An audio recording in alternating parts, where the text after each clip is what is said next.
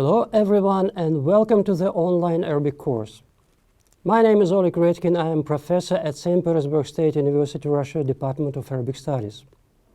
As we all know, Arabic is the official language of many countries located in the Middle East and North Africa, and it is spoken by countless minorities throughout the world. It is also one of the 6 official languages of the United Nations, UNESCO, and an essential language of many other international organizations. According to United Nations data, there are more than 400 million people speaking Arabic as their first language, making it the 5th most spoken language in the world. Arabic is a Semitic language, and it has a lot in common with other languages in the Semitic family, such as Aramaic, Hebrew, Amharic, and several others.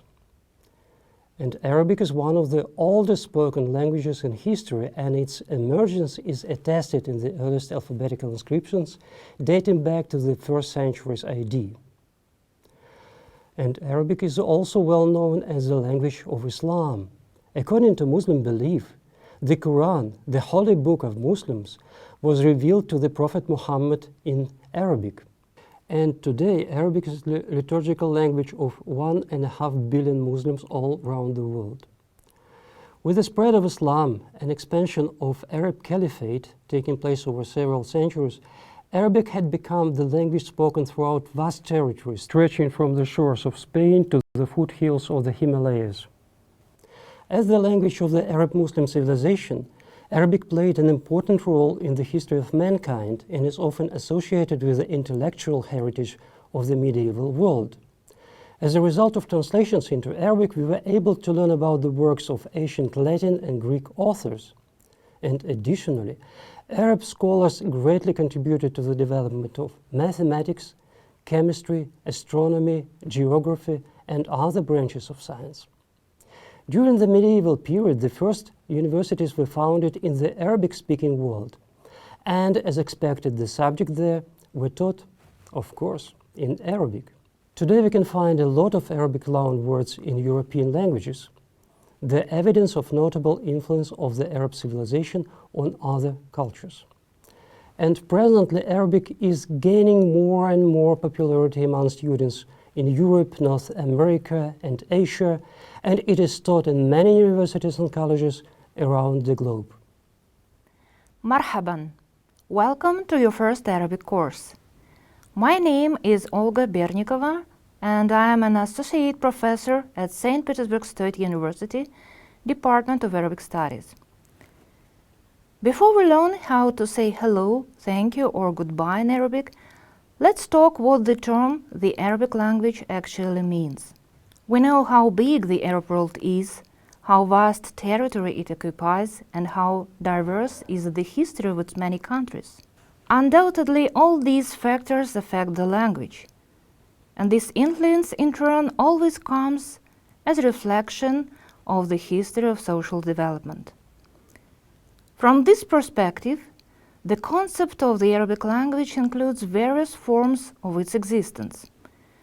Both Modern Standard Arabic, or Al-Fusha, the language form common among the entire Arab world, and Arabic colloquial varieties, also known as dialects, that differ from one another.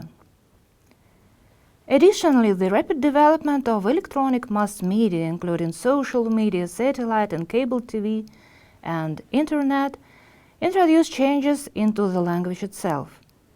The fact that has led to the formation of a new Arabic koine of digital communication.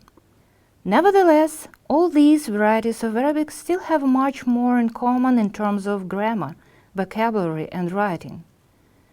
And in our course, we'll be working with Modern Standard Arabic as it is the most common language form in the Arab world, and it is closely correlated to the language of the Quran.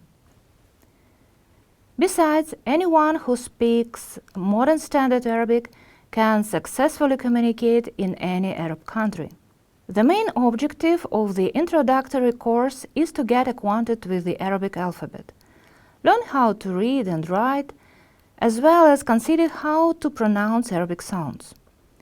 Our course consists of 5 modules: and each module includes information on writing, basic grammar rules, pronunciation, along with new words and expressions you will be expected to learn. This course also includes basic dialects, and each lesson provides a variety of exercises and drills to enhance conversation, comprehension, reading and writing in Arabic, and we strongly recommend that you carefully read the materials that accompany the videos. When you are pronouncing new sounds and new words, you should be repeating them several times. Multiple repetitions greatly improve comprehension, because, as you know, practice makes perfect. Dear friends, studying a new language often requires a lot of effort, time and patience, and the process may seem like a long, winding road. However, it will bring you many new discoveries we hope you will enjoy. So, let's get started.